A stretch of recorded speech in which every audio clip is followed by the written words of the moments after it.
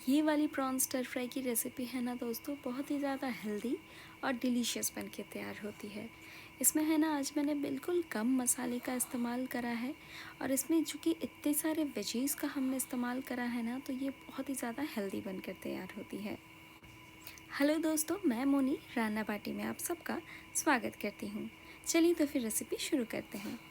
इस रेसिपी के लिए सबसे पहले मैंने कढ़ाई में डाल दिया ढेर सारा पानी।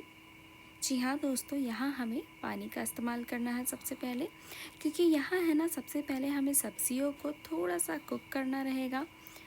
तो पानी में जैसे ही एक अच्छा सा उबाल आ जाए, मैंने ढककर कढ़ाई का लिड कवर होके पानी को उबाल आने के लिए छोड़ दिया था।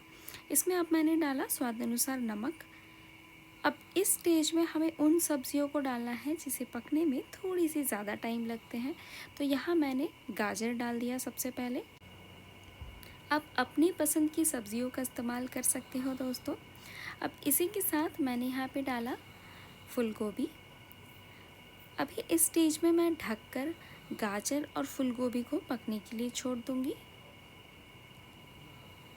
लेकिन इसी के साथ मैंने कुछ फ्रेश हरी मटर का इस्तेमाल करा, तो हरी मटर भी मैंने डाल दिया। अब सारे ही चीज़ों को अच्छे से आप एक बार मिक्स कर लें।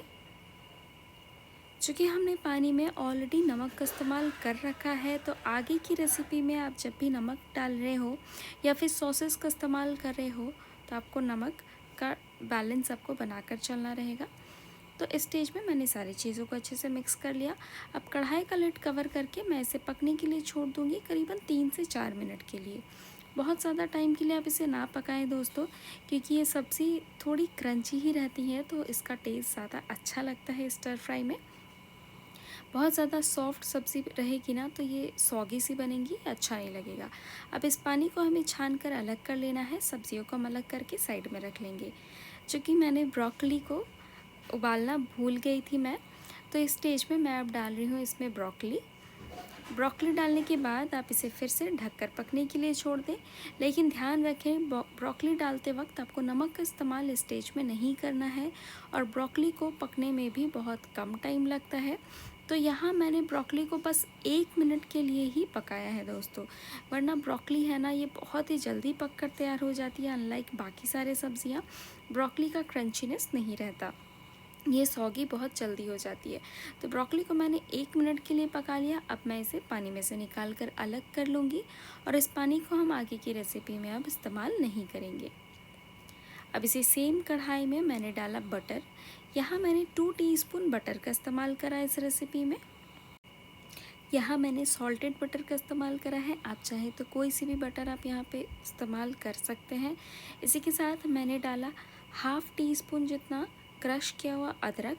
आप अदरक को बारीक चॉप किए करके भी यहाँ पे इस्तेमाल कर सकते हो। अदरक डालने के बाद इसे आप अच्छे से भून लें। अवन के हीट को इस स्टेज में आपको बिल्कुल हाई पे रखना है दोस्तों। अभी इसी के साथ मैंने यहाँ पे डाला क्रश किया हुआ लहसुन।